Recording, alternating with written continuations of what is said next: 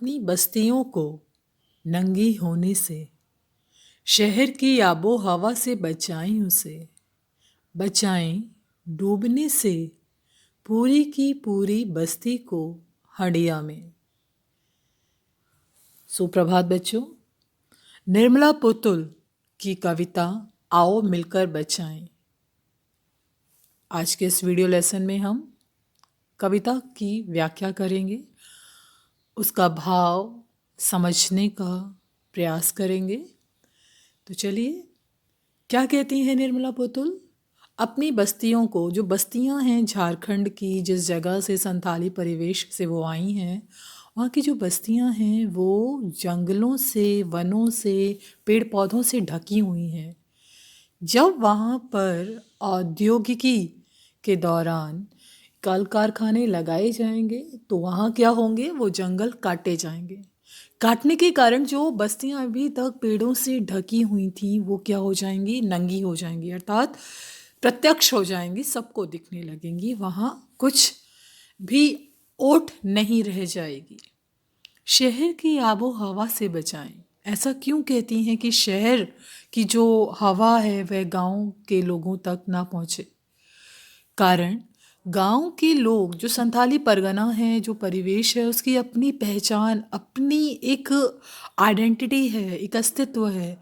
शहर की हवा लगते ही वो सभी चीज़ें, वो जो वहाँ उस गांव को, उस बस्ती को शहर से अलग करती हैं, वो सभी चीज़ें ख़त्म हो जाएंगी।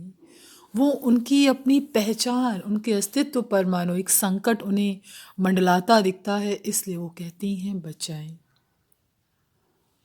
बचाएं डूबने से पूरी की पूरी बस्ती को। ये जो पूरी बस्ती है संथाली परगना की, संथाल जो प्रांत के लोग हैं, उनकी जो बस्ती है उसे बचाने की बात करती हैं। हंडिया, हंडिया आपको पता है, अब हमारे पास बहुत आधुनिक बर्तन आ गए हैं खाना बनाने के लिए। पहले मिट्टी की हंडिया होती थी जो कि चूल्हे पर चढ़ती थी और उसी में सब कुछ डाल दिया जाता था और एक साथ पककर आ जाता था।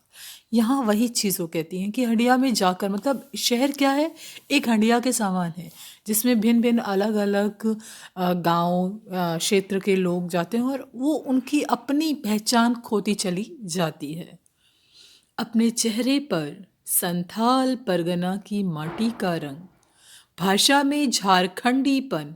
देखिए क्या क्या चीज़ें बोल रही हैं बचाने के लिए। वो कहती हैं अपने चेहरे पर, जो हमारी पहचान है, चेहरा, उस संथाल परगना, संथाल जो प्रदेश है, उसकी अपनी माटी का जो एक जुझारू माटी है।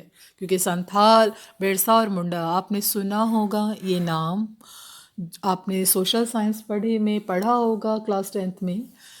इतनी जुझारू प्रवृत्ति के लोग जिन्होंने अंग्रेजों से लोहा लिया, वो कहते हैं वो परगना की एक माटी है, एक जुझारू, एक लड़ाकू प्रवृत्ति, उसको बचाना है। बचाना है भाषा में झारखंडीपन। झारखंडीपन मतलब भाषा की जो खासियत है, जो कहते हैं ना भाषा मतलब जरा थोड़ी थोड़ी दूरी पर ही भाषा जो है बदलती रहती है। एक राज्य की भाषा भी अगर हम कहें तो एक जैसी नहीं होती, उनमें भी बदलाव होता है। जैसे अब उत्तराखंड है तो आपके उत्तराखंड में रुड़की के लोग कुछ अलग भाषा बोलते हैं, हरिद्वार में जाएंगे तो थोड़ी सी भाषा बदल जाएगी।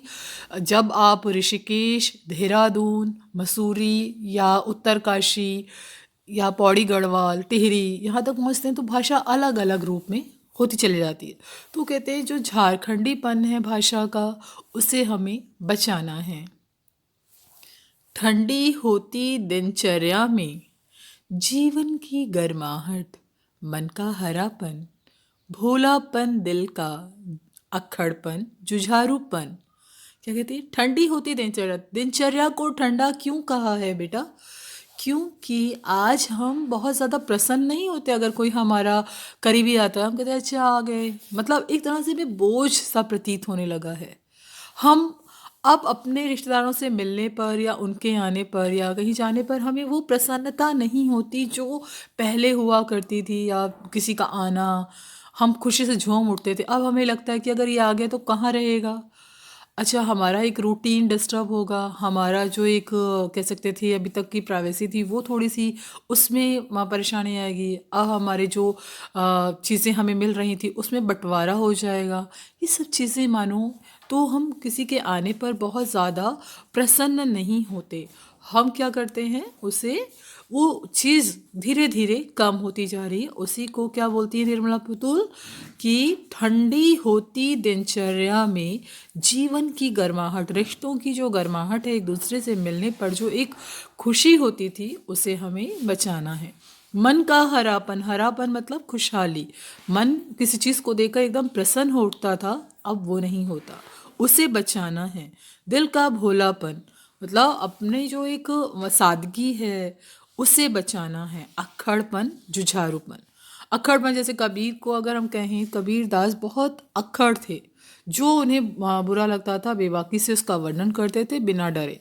और वो जुझारू व्यक्तित्व भी थे, जूझते थे हर एक समस्या से।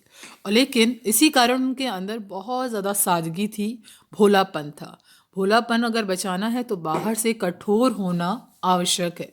अगर हम बहुत ज़्यादा कहते हैं बहुत भोले दिखेंगे किसी व्यक्ति को तो वो हमारे उस भोलेपन का फ़ायदा उठा के हमें परेशान कर सकता है। इसलिए बाहर से हमें बहुत कठोर और अक्खड़ दिखना चाहिए जिससे हम अपने मन की कह सकते हैं कोमल भावनाओं को बचाए रख सकें। ठीक है, आज के इस पार्ट में इतना ही करेंगे। आगे की क्लास में हम